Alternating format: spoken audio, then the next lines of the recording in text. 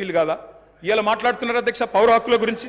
అధ్యక్ష మా సీతక్క గారికి తెలుసు అధ్యక్ష పౌర హక్కుల గురించి. ఆనాడు చర్చల కోసం నక్సలైట్లను పిలిచి కాల్చి చంపింది ఎవరు అధ్యక్ష?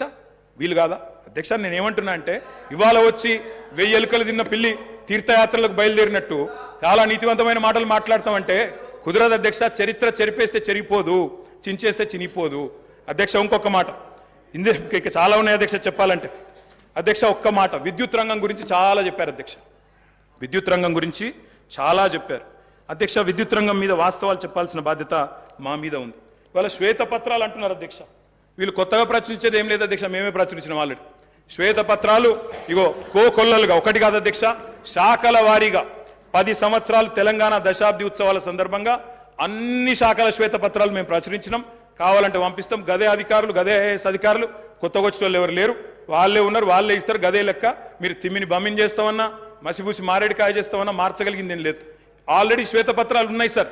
కొత్త ప్రచురించేది ఏమీ లేదు, వాళ్ళు కొత్తగా సాధించేది కూడా ఏం లేదు అధ్యక్ష.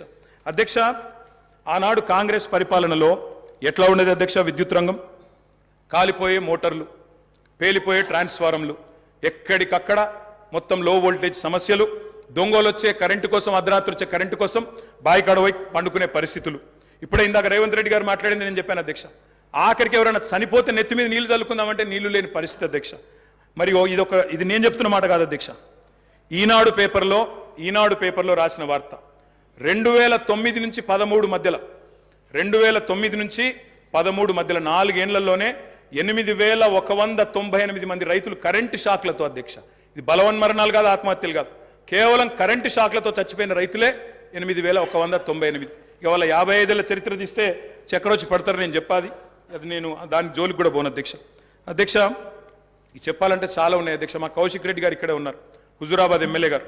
ఆ ఎమ్మెల్యే గారు గతంలో అక్కడ హుజూరాబాద్లో మరి కేసీఆర్ గారు స్వయంగా పోయి అక్కడ భిక్షపతి అని ఒక రైతు చనిపోతే మా మధుసూనాచారి గారు, మాజీ స్పీకర్ గారు, కేసీఆర్ గారు స్వయంగా పోయి ఆ రైతును పరామర్శించి ఆ కుటుంబాన్ని ఆదుకున్న పరిస్థితి. పాము కాటుతో చనిపోయినారు అధ్యక్ష.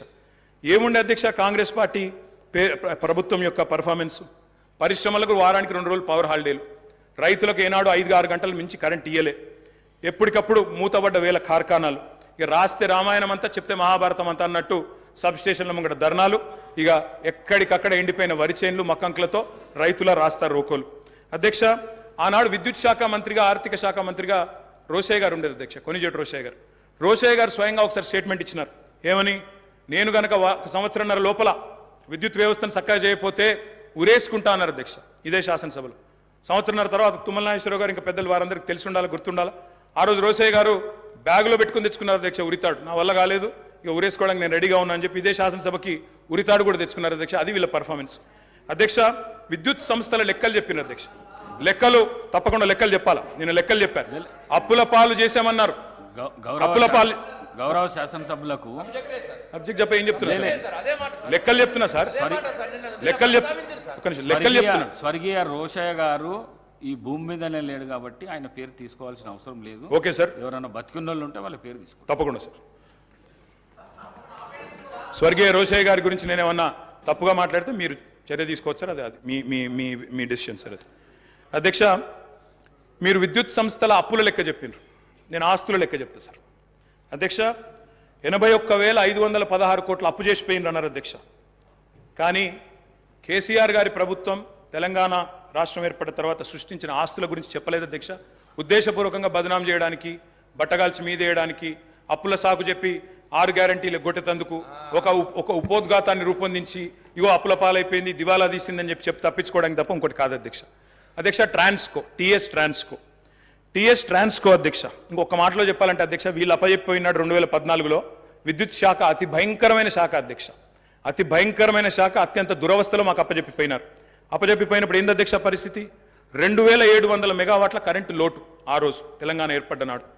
22,423 కోట్ల అప్పులు మీరు అప్పచెప్పినాడు మాకు. 22,423 కోట్ల అప్పులు అధ్యక్ష ఆనాడు. ఇది ఆ రోజు మీరు అప్పచెప్పినప్పుడు అప్పులు 22,000, లోటు 2,700.